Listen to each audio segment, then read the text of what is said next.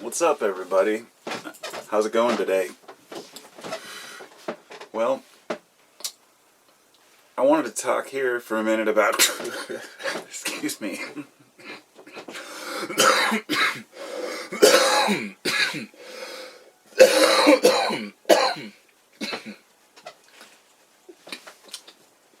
Don't mind me if I took a bong hit before I started the video.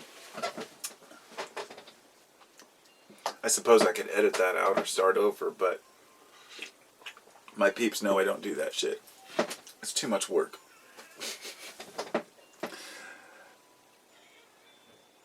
I wanted to tackle a little bit of the subject of dealing with people in life that suck. I guess that's a good way to put it, right? Whenever I go out into the world, I realize that I may encounter people that are displeasing to me. These are folks who aren't paying attention, for example.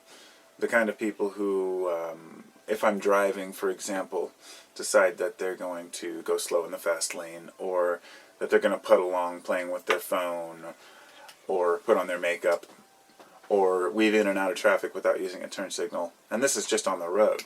And once I get to the location I'm going, such as a grocery store, there are always plenty of people in there who are either being disrespectful to the clerks, or are just rude, or are walking down the middle of the aisle and not paying any attention, or letting their kids go run rampant. And there are all these little things that I realize whenever I judge or find myself judging someone's behavior or what they're doing, letting their kids run around, whatever it might be, I stop myself and I always think, I could be that person in that position. For example, when a car is hauling ass in and out of traffic, sometimes I think, what a jerk, but I always keep in the back of my mind, well, maybe, just maybe he's rushing to the hospital, or just maybe he's late for a probation meeting where if he doesn't, get there on time, he'll go to jail. It could be something that could affect someone's life greatly. Generally, it won't be. And probably 99% of the time, it'll just be some guy driving like a jerk. But putting myself in this situation as, I guess, the kids, having kids in a store is a great example. I have kids, and when I take them to the store, they become, chaotic sometimes, running around touching things, and I have to constantly stop them. No, don't touch that. No, we can't get that. And then if you don't have kids, and you see the parents who have kids who are acting out, it's easy to people just shake their heads and think, you gotta round those kids up. You gotta put them in their place. I've even talked to non-parents who are like, oh, well, you just have to be more firm or stern. And it's like, if you're not a parent, don't even try to tell me how to parent. I don't care how many books you've read. I don't care, how many friends you have or nephews you've watched. If they're not your children, then that relationship of constant one-on-one every day, day in and day out, you don't see how it really wears on you as a parent and a human. It's the hardest job, raising kids. But anyway, this isn't about the kids. It's more about just the things we see that happen in daily life that we see other people doing. And it's not always, it's difficult to think of a good example. But I think it could be as simple as just somebody pulling out of a parking spot. When you're driving by, they're not paying attention, they're not looking. Very well, maybe they looked both ways 5 times and didn't see, and then they pull out in front of you, and you get upset and hit your horn and think, what an idiot. I've made that mistake before, okay? I've pulled out, I've looked, and then go, and then, oh my God, almost run into somebody. I guess what I'm saying here, what I'm trying to convey is that we all make mistakes, and we all have bad days. And the more we judge each other based on the little things that we see occurring around us, the easier it is to get wrapped up in our little echo chamber of thinking that other people are a certain way and that we're a certain way, or that we've learned better and understand. Now, I have strong values about certain things. I have a very... there are certain things that I just do not sway on. In other words, I'm pliable when it comes to things like what's good and bad, or what I don't do and don't like, or what's acceptable for people to do, these kinds of things. But when it comes to really rudimentary values like like respect and honesty, not cheating, not lying, not stealing, these things, and no physical violence towards people unless you're defending yourself. It gets into a lot of gray areas, and I know a lot of folks would say that, well, you could bring out the argument about, an example would be I posted a Facebook post the other day about how animals don't kill each other, out of spite or just to be jerks, and all the comments I got in response were basically trying to justify how animals do abuse each other. And it was kind of missing the whole point. And these are things I already knew. Yes, there are animals that, raid each other, take things, and hurt one another, but it's usually to gain either land, resources, food. And for humans, it's no different. It could be just to gain your own space, metaphorically, or to garner respect. This is a tough one with humans. There's the alpha complex, and this is one that falls into play when we judge each other, is the idea that some people do feel they're superior to everyone else.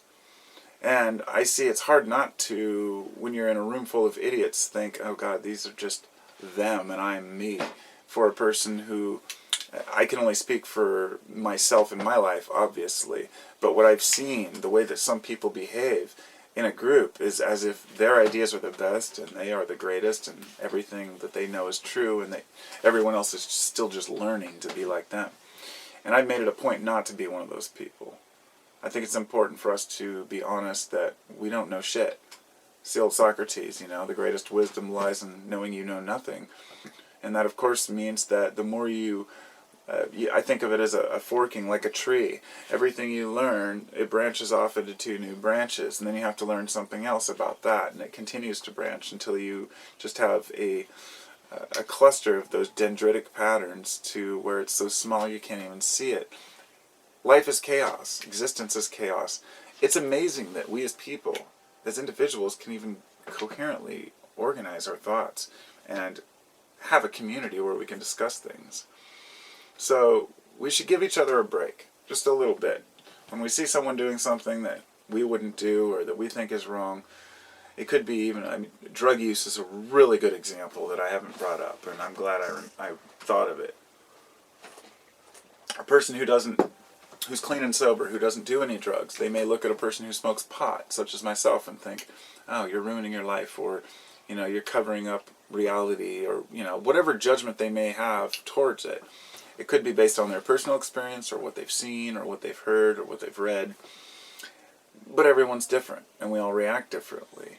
Just because a person consumes something for pleasure does not mean that they're not living properly. And that's a tough thing for a lot of people to understand. And I suppose I could say it's the same way for a person who likes to go to, I guess off the top of my head, a UFC fight. I find fighting and martial arts is a phenomenal thing, but the UFC type fighting where people go to watch each other beat each other up, it's just something that I shake my head at. I don't understand it, but I try to remember so many people do like it that I can't be judgmental towards that because of that, and that just because one person thinks that others are wrong doesn't mean that they're obviously not correct. Doesn't mean the majority always rules, because there are a lot of idiots out there, but who is anyone to judge what another person likes to do, so long as it harms no one? And so I think we can use that very basic idea of, if we disapprove of something, ask ourselves, is it hurting anyone else? And is it really hurting the person? Because drug use could be an example where a person thinks it might be hurting the person, but maybe they only smoke a joint on weekends or something. And from a person who's never used cannabis or doesn't even drink or anything, they wouldn't understand that. So just remember, we're all fragile and we're all people. We're all doing what we can. And I think that if we look past the differences and the judgments that we have about each other's lifestyles, we can get to the root values that we do share, the core values, I guess.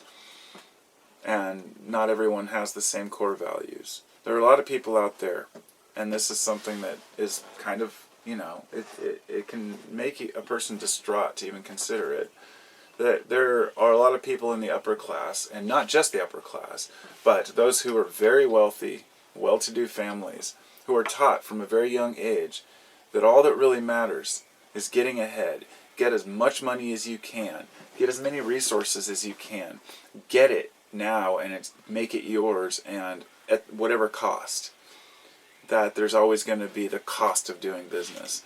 And I've seen many interviews with rich people who have said this, exactly this, that their parents taught them that what matters is money, and if you have to compromise your integrity for that, then so be it.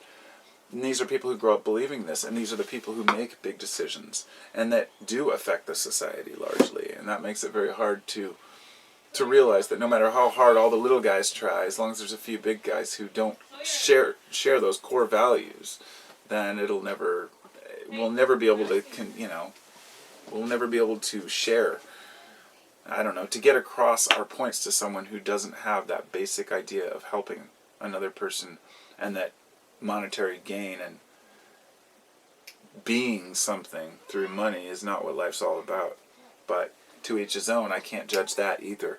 And that's exactly my point. No more can I tell them they shouldn't judge another person. We shouldn't judge them if they think money's important to their life. But when it starts to affect others, it gets into that realm. So anyhow, I gotta go carve my pumpkins now. So happy Halloween, everybody, and I'll talk to y'all soon.